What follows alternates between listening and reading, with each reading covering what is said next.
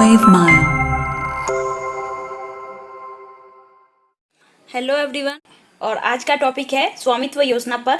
तो दोस्तों, इस टॉपिक पर आज हम चर्चा करेंगे। और अगर आपने अभी तक मेरे चैनल को सब्सक्राइब नहीं किया है तो चैनल को सब्सक्राइब कर ले। तो चलिए दोस्तों, इस टॉपिक की हम शुरुआत करते हैं कि स्वामित्व योजना है क्या। तो हमारे देश के प्रधानमंत्री ने 24 अप्रैल 2020 को पंचायती राज दिवस के अवसर पर वीडियो कॉन्फ्रेंसिंग के माध्यम से देश भर की ग्रामीण पंचायतों को संबोधित किया। इस दौरान उन्होंने देश की ग्राम पंचायतों और ग्रामीण क्षेत्रों में रह रहे लोगों को आत्मनिर्भर बनाने के उद्देश्य से स्वामित्व योजना की घोषणा की। इस योजना का उद्देश्य ग्रामीण क्षेत्रों में संपत्ति का रिकॉर्ड बनाना और उसका मालिकाना हक तय करना है। तो दोस्तों, हम देखते हैं कि हमारे आज़ाद भारत से पहले पंचायती राज व्यवस्था की क्या पृष्ठभूमि थी। तो सन 1982 में ब्रिटिश शासन के दौरान लॉर्ड रिपन ने देश में स्थायी स्वशासन की अवधारणा प्रस्तुत की थी। 2 अक्टूबर 1959 को बलवंत राय मेहता समिति की सिफारिश के आधार पर राजस्थान के नागौर जिले में देश की पहली त्रिस्तरीय पंचायती राज व्यवस्था का उद्घाटन किया गया।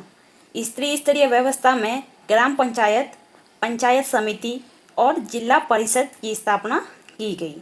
24 अप्रैल 1993 को भारतीय संविधान के 73वें संविधान संशोधन के प्रभाव में आने के बाद भारत में एक त्रिस्तरीय पंचायती राज व्यवस्था को आधार प्रदान किया गया।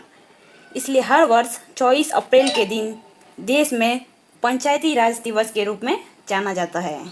अब ग्राम पंचायतों की चुनौतियां क्या है।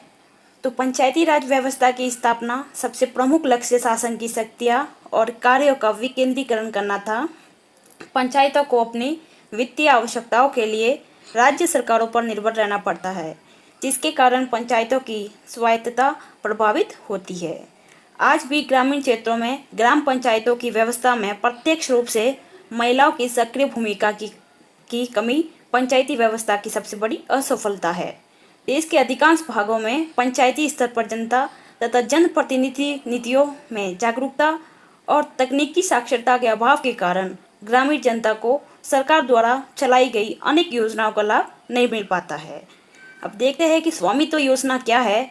तो स्वामित्व योजना पंचायती राज मंत्रालय, राज्यों के पंचायती राज विभाग और राज्य राजस्व विभाग और भारतीय सर्वेक्षण विभाग के सहयोग से चलाई जाएगी। इस योजना के तहत ड्रोन और अन्य नवीनतम तकनीकों की सहायता से रिहायशी भूमि का सीमांकन कर ग्रामीण क्षेत्रों में एकीकृत संपत्ति सत्यापन की एक व्यवस्था स्थापित की जाएगी। इसके तहत गांव की सीमा के भीतर आने वाले प्रत्येक संपत्ति का डिजिटल रूप नक्शा बनाया जाएगा और प्रत्येक राजस्व खंड की सीमा का निर्धारण किया जाएगा। इस योजना का क्रियान्वयन की प्रक्रिया क्या है। तो इस योजना के तहत सबसे पहले वन्य क्षेत्र व कृषि भूमि से आबादी के इलाकों को अलग करते हुए आबादी वाले क्षेत्र नक्शे पर चिन्हित किया जाएगा। इसके बाद इस समय के अंदर सभी संपत्तियों को उनके मालिकों की पहचान के साथ चिन्हित किया जाएगा और इस प्रक्रिया में पंचायतों और स्थानीय प्रशासन की सक्रिय भूमिका बहुत ही महत्वपूर्ण है।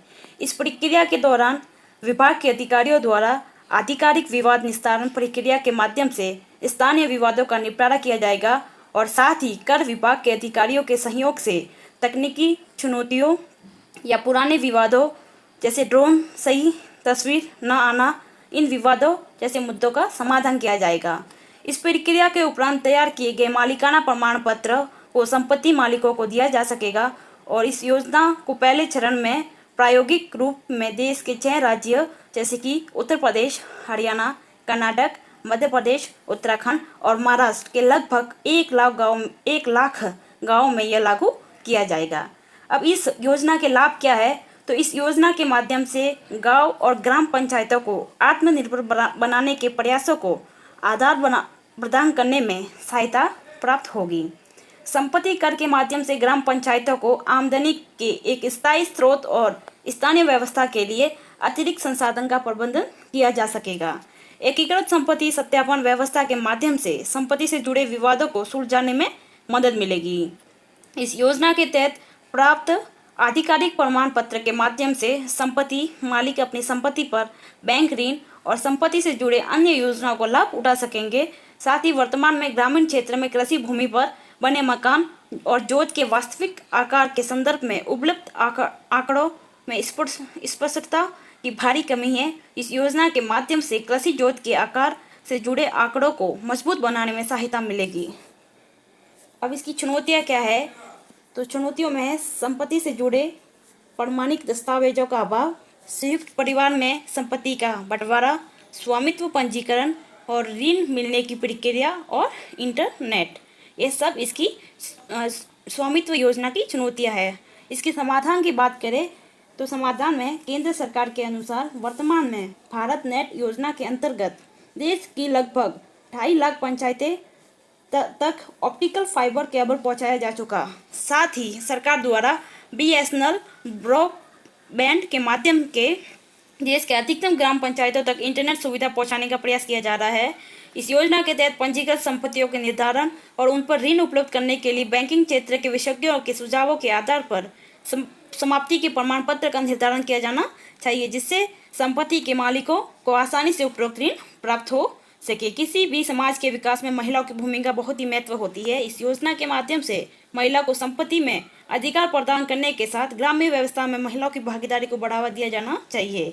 साथ ही इस योजना के सफल क्रियान्वयन और जन भागीदारी को बढ़ावा देने, पंचायती सफलता का मूल्यांकन कर पंचायतों के बीच एक सकारात्मक प्रतिस्पर्धा को बढ़ावा दिया जाना चाहिए और जनता को भी अपने अधिकारों का प्रयोग करते हुए पंचायती व्यवस्था में अधिक से अधिक योगदान देना चाहिए और पंचायतों के राजनीतिकरण से बचाना चाहिए, जिससे कि पंचायती व्यवस्था के मूल उद्देश्य को सुरक्षित रखते हुए ग्रामीण विकास को सुनिश्चित किया जा सके।